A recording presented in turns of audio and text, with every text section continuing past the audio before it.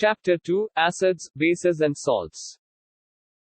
Collect the samples of hydrochloric acid, sulfuric acid, nitric acid, acetic acid, sodium hydroxide, calcium hydroxide, potassium hydroxide, magnesium hydroxide, and ammonium hydroxide.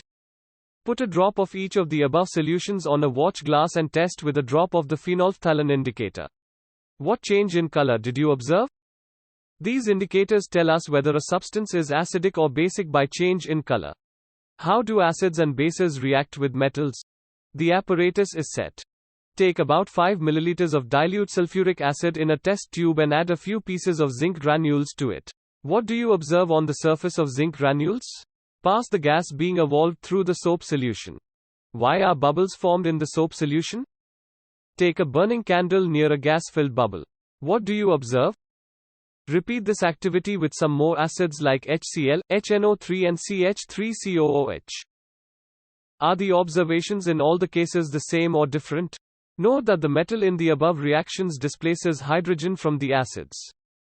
The metal combines with the remaining part of the acid and forms a compound called a salt. How do metal carbonates and metal hydrogen carbonates react with acids? Take two test tubes, label them as A and B. Take about 0.5 grams of sodium carbonate Na2CO3 in test tube A and about 0.5 grams of sodium hydrogen carbonate NaHCO3 in test tube B. Add about 2 ml of dilute HCl to both the test tubes. What do you observe? Pass the gas produced in each case through lime water calcium hydroxide solution and record your observations. The reactions occurring in the above activity can be written like this. On passing the carbon dioxide gas evolved through lime water, white precipitate of calcium carbonate is formed. Once again after passing carbon dioxide evolved, calcium bicarbonate is formed. Limestone, chalk and marble are different forms of calcium carbonate. All metal carbonates and hydrogen carbonates react with acids to give a corresponding salt, carbon dioxide and water. How do acids and bases react with each other? Take about 2 ml of dilute NaOH solution in a test tube and add 2 drops of phenolphthalein solution. What is the color of the solution? Add dilute HCl solution to the above solution drop by drop. Is there any color change for the reaction mixture? Why did the color of phenolphthalein change after the addition of an acid? Now add a few drops of NaOH to the above mixture. Does the pink color of phenolphthalein reappear? Why do you think this has happened? In the above activity, we have observed that the effect of a base is nullified by an acid and vice versa. The reaction taking place is written as aqueous solution of NaOH and HCl gives aqueous solution of NaCl and liquid H2O. The reaction between an acid and a base to give a salt and water is known as a neutralization reaction. In general, a neutralization reaction can be written as base and acid gives salt and water. Reaction of metallic oxides with acids. Take a small amount of copper oxide in a beaker and add dilute hydrochloric acid slowly while stirring. Note the color of the solution. You will notice that the color of the solution becomes blue-green and the copper oxide dissolves. The blue-green color of the solution is due to the formation of copper chloride in the reaction. The general reaction between a metal oxide and an acid can be written as metal oxide plus acid gives salt and water. Reaction of a non-metallic oxide with base. In the reaction between carbon dioxide and calcium hydroxide. Calcium hydroxide is a base, reacts with carbon dioxide to produce a salt and water. Since this is similar to the reaction between a base and an acid, we can conclude that non-metallic oxides are acidic in nature. What do all acids and all bases have in common? We have seen that all acids have similar chemical properties. What leads to this similarity in properties? We have seen that all acids generate hydrogen gas on reacting with metals, so hydrogen seems to be common to all acids. Let us perform an activity to investigate whether all compounds containing hydrogen are acidic. The bulb will start glowing in the case of acids. But you will observe that glucose and alcohol solutions do not conduct electricity. Glowing of the bulb indicates that there is a flow of electric current through the solution. The electric current is carried through the solution by ions. Since the cation present in acids is H+, this suggests that acids produce hydrogen ions, aqueous H+, in solution, which are responsible for their acidic properties. What happens to an acid or a base in a water solution?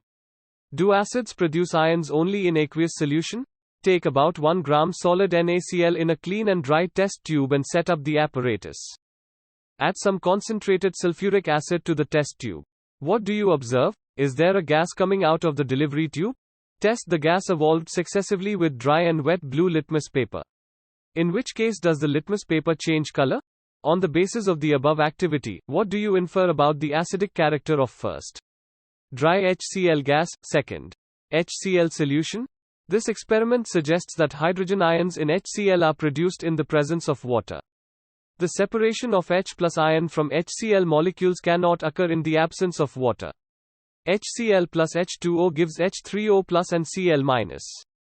Hydrogen ions cannot exist alone, but they exist after combining with water molecules. Thus hydrogen ions must always be shown as aqueous H+ or hydronium ion H3O+. We have seen that acids give H3O+ or aqueous H+ ion in water. Let us see what happens when a base is dissolved in water.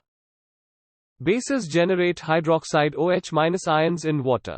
Bases which are soluble in water are called alkalis. Now, as we have identified that all acids generate aqueous H+ and all bases generate aqueous OH-, we can view the neutralization reaction as follows. Acid plus base gives salt and water.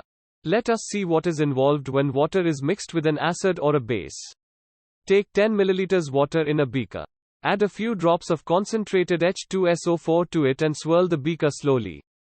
Touch the base of the beaker. Is there a change in temperature? Is this an exothermic or endothermic process? The process of dissolving an acid or a base in water is a highly exothermic one. Care must be taken while mixing concentrated nitric acid or sulfuric acid with water. The acid must always be added slowly to water with constant stirring. If water is added to a concentrated acid, the heat generated may cause the mixture to splash out and cause burns. The glass container may also break due to excessive local heating. Look out for the warning sign on the can of concentrated sulfuric acid and on the bottle of sodium hydroxide pellets. Mixing an acid or base with water results in decrease in the concentration of ions H3O plus OH- per unit volume. Such a process is called dilution and the acid or the base is said to be diluted. How strong are acid or base solutions? We know how acid-base indicators can be used to distinguish between an acid and a base. We have also learnt in the previous section about dilution and decrease in concentration of H+ or O- ions in solutions. Can we quantitatively find the amount of these ions present in a solution? We can do this by making use of a universal indicator, which is a mixture of several indicators. The universal indicator shows different colors at different concentrations of hydrogen ions in a solution. A scale for measuring hydrogen ion concentration in a solution, called pH scale, has been developed. The P in pH stands for potens in German, meaning power. On the pH scale we can measure pH from 0, very acidic, to 14, very alkaline. pH should be thought of simply as a number which indicates the acidic or basic nature of a solution. Higher the hydronium ion concentration, lower is the pH value. The pH of a neutral solution is 7. Values less than 7 on the pH scale represent an acidic solution. As the pH value increases from 7 to 14, it represents an increase in OH- ion concentration in the solution, that is, increase in the strength of alkali. Generally, paper impregnated with the universal indicator is used for measuring pH. The strength of acids and bases depends on the number of H+ ions and O- ions produced, respectively. If we take hydrochloric acid and acetic acid of the same concentration, say 1 molar, then these produce different amounts of hydrogen ions. Importance of pH in everyday life. First, are plants and animals pH sensitive? Our body works within the pH range of 7.0 to 7.8. Living organisms can survive only in a narrow range of pH change. When pH of rainwater is less than 5.6, it is called acid rain. When acid rain flows into the rivers, it lowers the pH of the river water. The survival of aquatic life in such rivers becomes difficult. Second, What is the pH required for plant growth? Plants require a specific pH range for their healthy growth. Neutral pH, that is pH 7, can promote healthy plant growth. Third, pH in our digestive system. It is very interesting to note that our stomach produces hydrochloric acid. It helps in the digestion of food without harming the stomach. During indigestion, the stomach produces too much acid and this causes pain and irritation.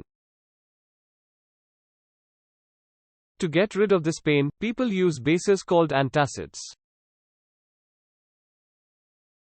Fourth, pH change is the cause of tooth decay. Tooth decay starts when the pH of the mouth is lower than 5.5. Tooth enamel, made up of calcium phosphate, is the hardest substance in the body. Bacteria present in the mouth produce acids by degradation of sugar and food particles remaining in the mouth after eating. The best way to prevent this is to clean the mouth after eating food. Using toothpastes, which are generally basic, for cleaning the teeth can neutralize the excess acid and prevent tooth decay.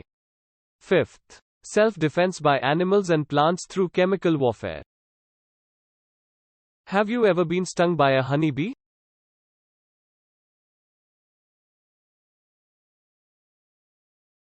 Bee sting leaves an acid which causes pain and irritation.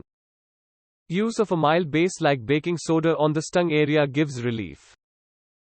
More about salts. First, family of salts. Salts having the same positive or negative radicals are said to belong to a family. For example, NaCl and Na2SO4 belong to the family of sodium salts.